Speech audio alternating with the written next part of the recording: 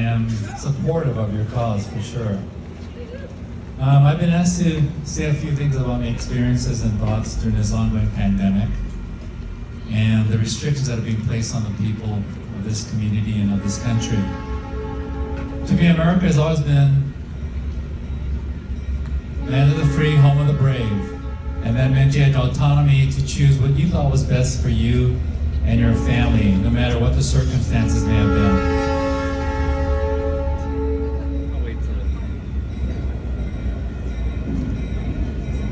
Probably from the government. Right.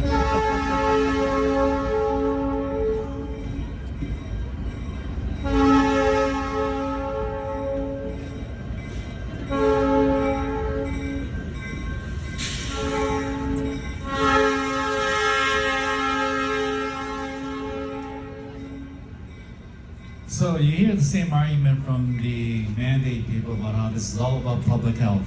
And yes, public health is an important issue. If something was truly going to threaten our society, I would be on the side of mandates as well. But this is a disease that does not really kill that many people. The Spanish flu killed double digits. That's in the books now. And this flu mortality rate is less than 1%. And if you're healthy, or if you're a child, it's even less than 0.5%. So it's really minuscule compared to what the other pandemics were. And so does this deserve a mandate with a vaccine that is not 100% safe, or which people may not want, especially if they've been naturally immunized by having had this disease before? I would never vaccinate a healthy toddler school-age child as the vaccine is being pushed on them. There's just too many unknowns about this vaccine. Is it safe? Well, by numbers, it's safe, but still, there's still a small minority that may have side effects that could be lifelong. The argument pushed by the vaccine jabbers is that you have no right to infect me. But if they are vaccinated and boosted and wear their masks, what do they have to worry about? I don't see anything that they have to worry about if they truly have taken all their precautions. And then they talk about herd immunity. They aren't counting the 50% of the people that get this disease that are asymptomatic. And if you would just throw that number in, the death rate goes in half. The infection rate also goes in half. And you can do the math any way you want, but it's a 50% disease, and it's not 50% of cases are symptomatic, and they'll never know they had it. And this is proven on that aircraft carrier in Guam or Okinawa where the sailors all got infected. So they tested the whole carrier, and only 50% of them were symptomatic. The other half were not. So that's proof, and that was a well-controlled study. So you cannot, vaccines also lose their efficacy in 3 to 4 months after they're given. That's why this big push for boosters. They want to keep your infection rate low. And as noble as it is, I think it's more important that the death rate is what you should be looking at.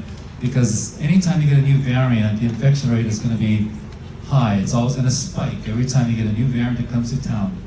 And because America has free mobility, you'll never ever be able to do what they did in China, where they just shut up the community down and prevented it from spreading.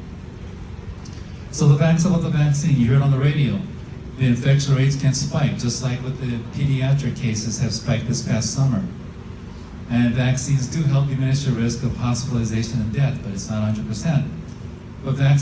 While vaccination helps in cutting down the numbers, naturally immunized people also have the same benefit as the vaccinated, and this is well documented in many cases.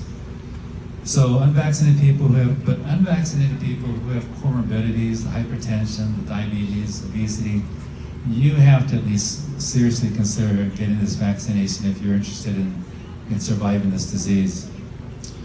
So the hospitals are focused on infectious rates, and their frontline workers are exhausted from the demands placed on them. They themselves could contract COVID and pass it on to the others that they care for, even if vaccinated. Merck has a pill that may help prevent hospitalization. And And this, in addition to other things such as ivermectin, may help. You know, they don't know because it's always, you got two sides of the story for everything. But hospitals can help protect patients from COVID by isolating these patients, which they do.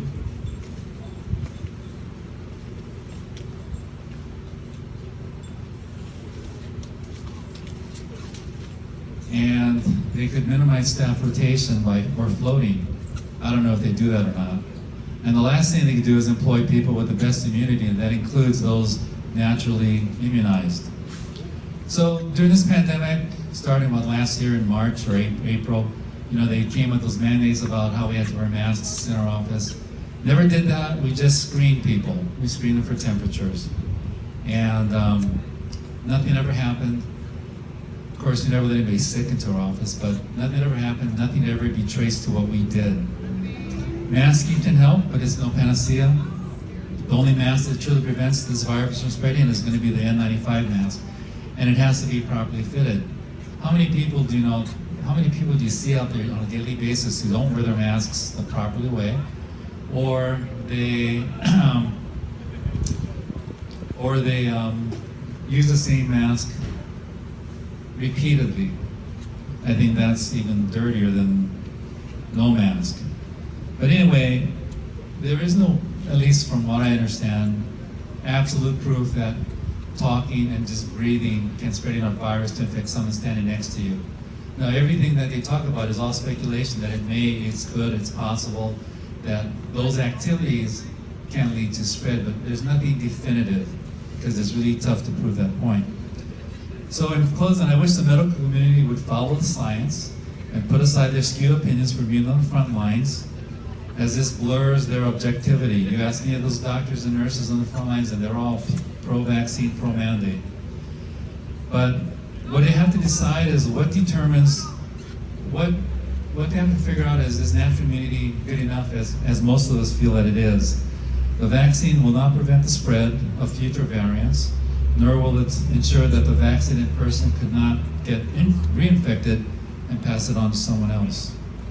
And vaccine mandates are just not American. And I applaud you for standing up for this, and I hope this gets you somewhere where you can take it and keep your livelihoods going.